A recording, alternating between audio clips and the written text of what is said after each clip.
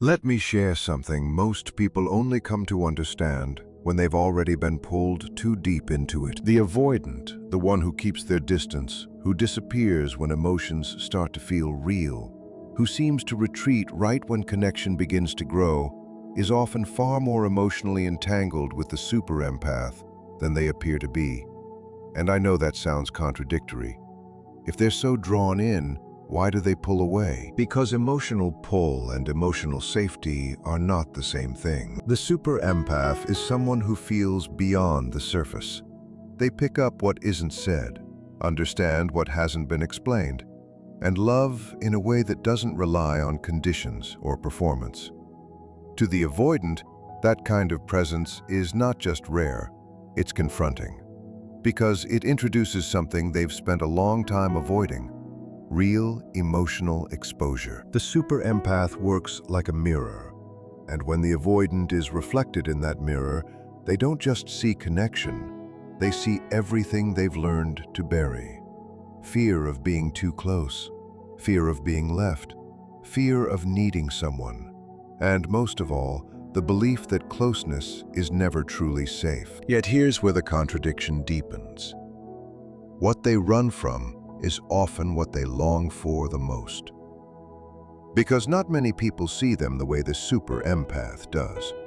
Not many people stay emotionally present when they start to shut down. Not many people sense their internal storms without them ever saying a word. So they stay close enough to feel it. They step in just enough to experience the warmth. They create small moments of connection, then retreat before it becomes overwhelming.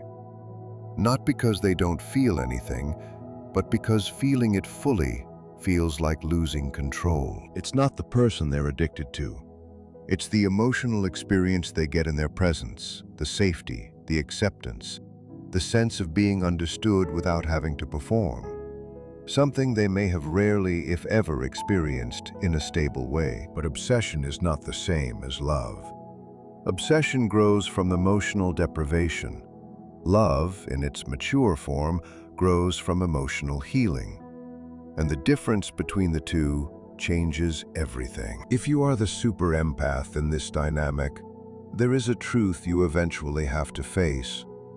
You cannot build stability with someone who is still committed to avoidance. Your depth of feeling is not meant to become a rescue mission.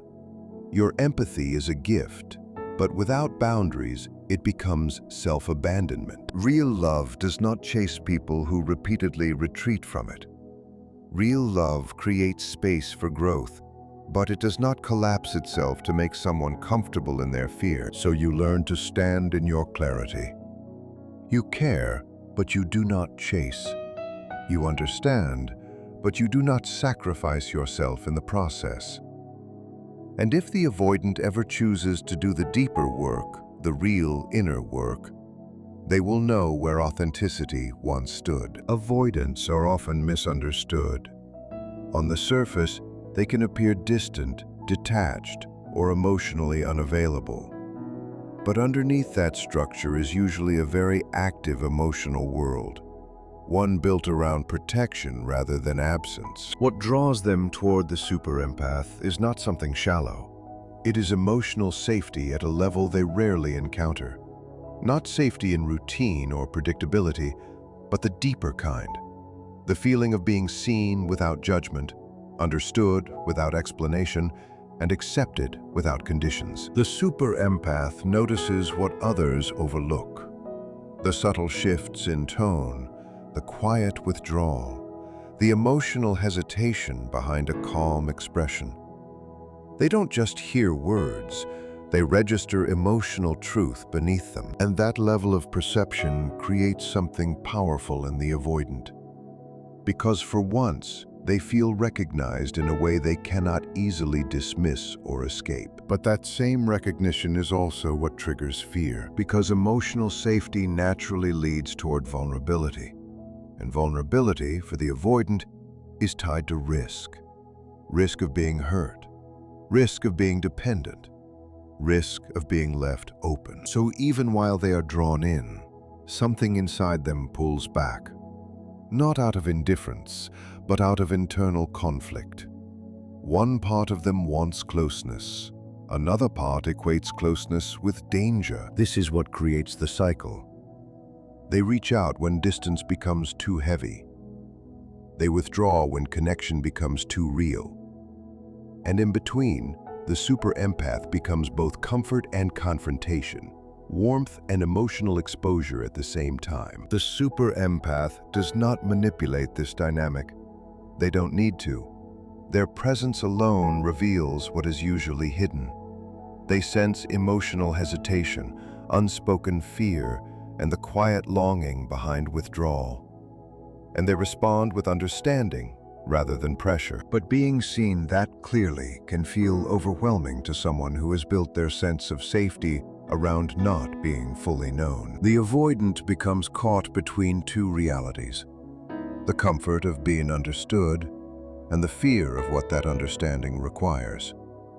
And that tension is what keeps them circling the connection, never fully entering it, never fully leaving it either. They offer something the avoidant rarely encounters in everyday life: true understanding. And that kind of understanding doesn't just land softly. It cuts through defenses more precisely than criticism ever could, because it forces a quiet, uncomfortable awareness. The gap between the version of themselves they present outwardly and what they actually feel underneath starts to become impossible to ignore.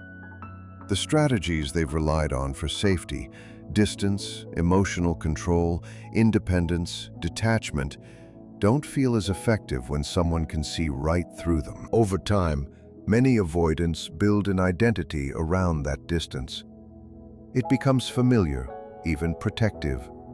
But the presence of a super empath doesn't challenge them loudly. It simply reveals what's already there. And that alone is enough to shake the structure they've been living inside. That's where the internal tension begins.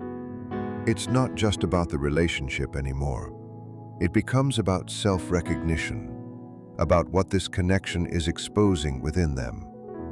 And while that level of awareness can eventually lead to growth, in the beginning, it often feels like exposure without protection. The super empath becomes a constant reminder of emotions the avoidant has spent years pushing away. And that reflection creates a split reaction, pulling them in with fascination while simultaneously pushing them toward escape. This is where obsession is often confused with love, even though they come from completely different emotional roots. When an avoidant becomes fixated on a super empath, it's rarely rooted in real relational depth. It's rooted in emotional hunger, a need for something they struggle to access or sustain. Obsession grows out of absence, not stability. It's urgency, not commitment. What draws them in is not the relationship itself, but how they feel inside it. Understood, seen, emotionally held. For someone who has learned to limit emotional exposure, that experience can feel overwhelming in intensity, almost like emotional relief they didn't know they were missing. The super empath tends to give without requiring performance in return. They offer patience, emotional presence, and a kind of deep attunement that doesn't demand explanation. For someone with avoidant patterns, that can feel unfamiliar in a way that is both comforting and destabilizing. Instead of meeting that openness with equal vulnerability, the avoidant often clings to the emotional experience indirectly. They think about the person constantly. They revisit conversations. They feel pulled toward them, yet struggle to actually stay emotionally present when closeness becomes real. What they are attached to is not a mutual bond. It's the emotional state the connection creates in them, a feeling they don't know how to generate on their own. This is why the pull becomes stronger when the super empath creates distance or sets boundaries. The avoidant doesn't just feel the loss of a person, they feel the loss of emotional regulation. The grounding effect that person provided starts to disappear. And because they haven't built internal emotional stability, they unconsciously project that regulation onto the empath. The connection becomes a kind of emotional anchor, but this is where things become distorted. What looks like intensity is often emotional dependency without awareness. Obsession produces strong feelings, constant mental focus, and heightened emotional activation. But it does not automatically create real intimacy. Real intimacy requires mutual presence. Obsession bypasses that. It fixates on what is felt, not what is built. Meanwhile, the super empath may misread this intensity as depth or hidden devotion. But what is actually unfolding is fear expressed through attachment. Desire mixed with emotional instability. Avoidants live in contradiction. They want closeness, yet closeness activates alarm signals within them. That tension is what drives behaviors like pulling away and then reappearing, offering just enough connection to relieve internal discomfort, but not enough to fully enter emotional responsibility. These small reappearances, random messages, brief check-ins, moments of sudden warmth, are not necessarily calculated manipulation. More often, they are attempts to regulate internal anxiety without fully engaging in vulnerability. And from the outside, especially to a super empath, this creates confusion. Each small gesture feels meaningful. Each return feels like progress. Each withdrawal feels like something they need to wait through. So a cycle forms. Hope rises, distance follows, emotional investment resets, and the loop continues. The avoidant isn't always trying to mislead, but they are often trying to manage internal conflict in a way that keeps them emotionally safe. The problem is that their version of safety is built on inconsistency. For the super empath, that inconsistency becomes draining over time, because they naturally seek emotional truth, not fragments of it. They interpret intermittent connection as potential growth, when in reality, it is often just emotional self-soothing on the avoidance side. This creates a dynamic that feels like movement, but is actually stuck. The avoidant avoids losing the connection, yet also avoids fully entering it.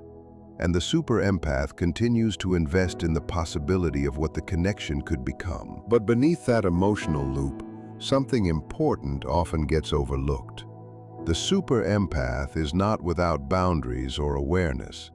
Their depth of feeling is often mistaken for a lack of limits, when in reality, it is paired with a strong internal clarity. They can sense emotional unavailability long before it is spoken aloud. They notice it when the dynamic starts to tilt, when connection becomes something they are constantly pouring into while receiving very little in return.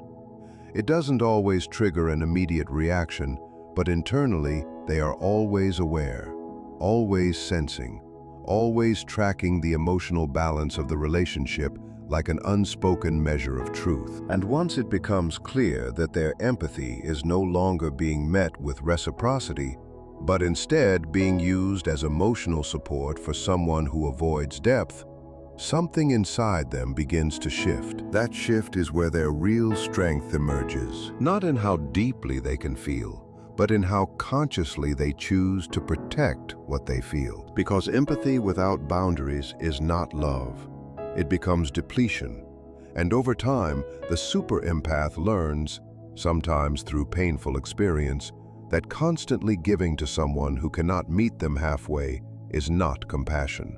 It is self-erasure disguised as care. This is where transformation begins. They stop trying to repair what the other person refuses to face. They stop chasing potential. They stop believing that enough patience will eventually turn inconsistency into stability. And instead, the focus turns inward. They start questioning themselves in ways they avoided before. What am I tolerating here? What am I normalizing that I would never want for someone I love? Why am I accepting fragments of attention when I am capable of receiving something whole? And these questions change everything, because avoidant individuals often misread patience as permanence. They assume emotional endurance means unlimited availability.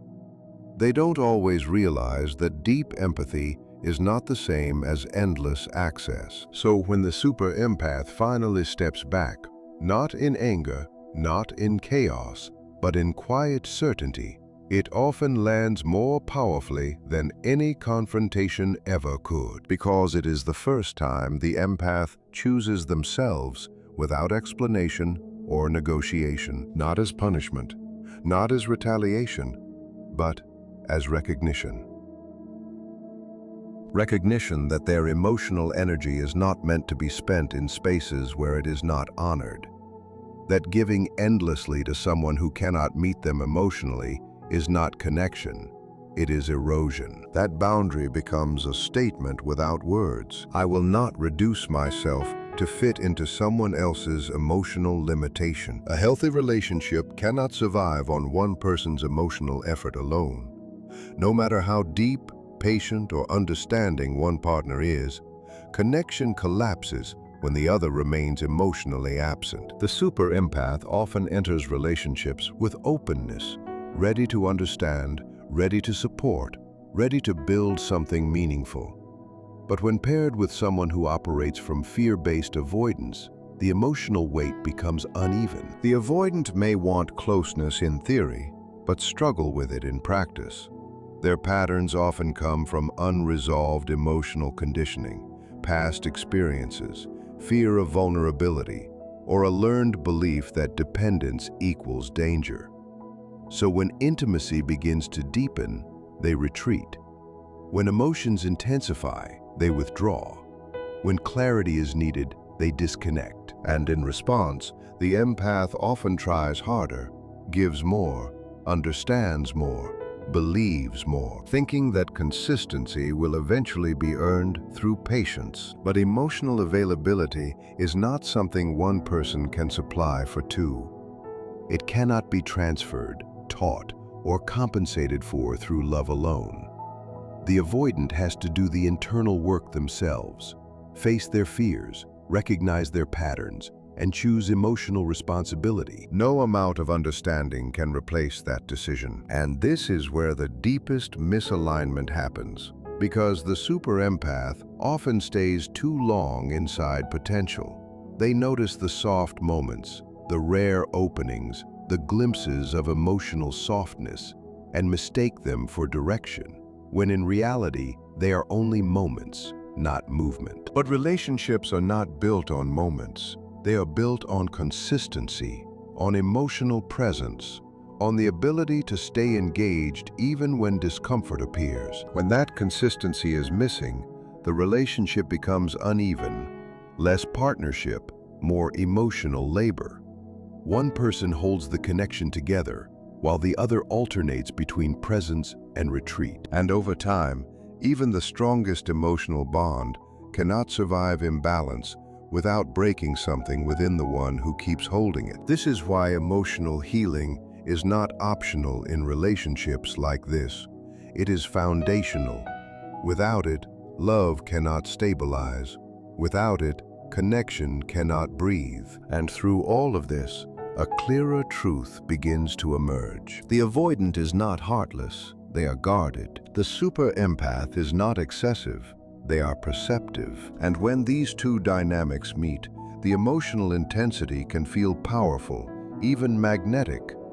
But intensity alone does not guarantee alignment. Obsession is not the same as devotion. Longing is not the same as love. And emotional pull is not the same as emotional compatibility. For the super empath, the lesson is not to love less, but to love with awareness. To recognize that depth is a gift, but not a reason to abandon self-respect. That seeing someone's wounds does not obligate you to live inside them. You can understand someone without becoming responsible for healing them. You can love what they could be without losing yourself to what they are not ready to become. And that is where real power lies. Empathy is your nature, but boundaries are your protection, because the kind of love that is meant for you will never require you to disappear in order to be chosen. It will meet you where you already stand, whole. In the end, this is what it comes down to. The avoidant is not emotionless. They are guarded by fear. The super empath is not overwhelming. They are deeply aware. And when they meet, the connection can feel powerful, even consuming. But intensity alone does not make something healthy or sustainable. What feels like obsession is often emotional hunger. What feels like love is sometimes just unmet need playing out in cycles of closeness and distance. And no amount of understanding can replace emotional availability that someone must choose for themselves. The real conclusion is simple. Love cannot survive imbalance. The super empath's true growth is not in loving harder, but in loving wisely, without abandoning themselves.